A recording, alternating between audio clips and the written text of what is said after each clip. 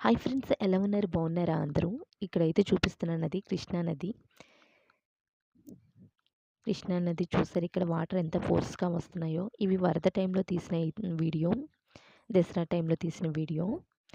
మేమైతే కనకదుర్గమ్మ గుడికి అయితే వెళ్తూ ఉన్నాము, ప్రకాశ్ బ్యారేజ్ నుంచి. అప్పుడు బ్యారేజ్ మీద నుంచి అయితే ఆ వీడియో తీశాను.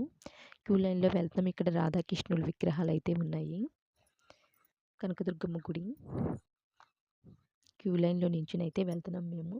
దసరా టైంలో మీరు కనకదుర్గమ్మ గుడికి వెళ్ళారా? ఏ అవతారం అప్పుడు వెళ్ళారు? మీకు దర్శనం బాగా జరిగిందా లేదా అనేది నాకు కామెంట్ బాక్స్లో కామెంట్ చేయండి. దసరా టైంలో అయితే నేను 2 సార్లు వెళ్ళాను కనకదుర్గమ్మ గుడికి. ఏ అవతారాలు అప్పుడు వెళ్ళాను అనేది నాకు కరెక్ట్గా గుర్తులేదు. దర్శనం అయితే బాగా జరిగింది.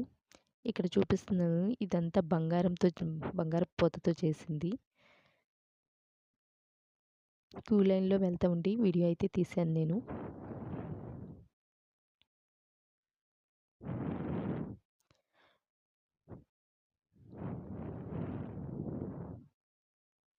ఇక్కడ చక్కగా అలంకరణ అయితే చేశారు పువ్వులతో. క్యూ లైన్లో వెళ్ళేటప్పుడు మనకు ఇలా చెట్టు అయితే కనిపించింది కదా, ఆ చెట్టు దగ్గర అయితే గాజులు, చీరలు అన్నీ సమర్పించుకుంటారు అమ్మవారికి.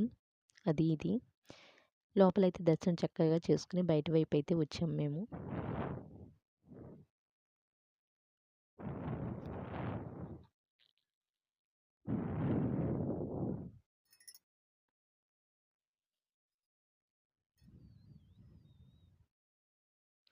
ఇవైతే రాహుకేతువు అని అంటారు అని అనుకుంటున్నా. ఇది అవునా కాదా అనేది నాకు కామెంట్ బాక్స్లో కామెంట్ చేయండి. ఇక్కడైతే కొబ్బరికాయ కొట్టి దీపారాధన చేసి దండం పెట్టుకున్నాము.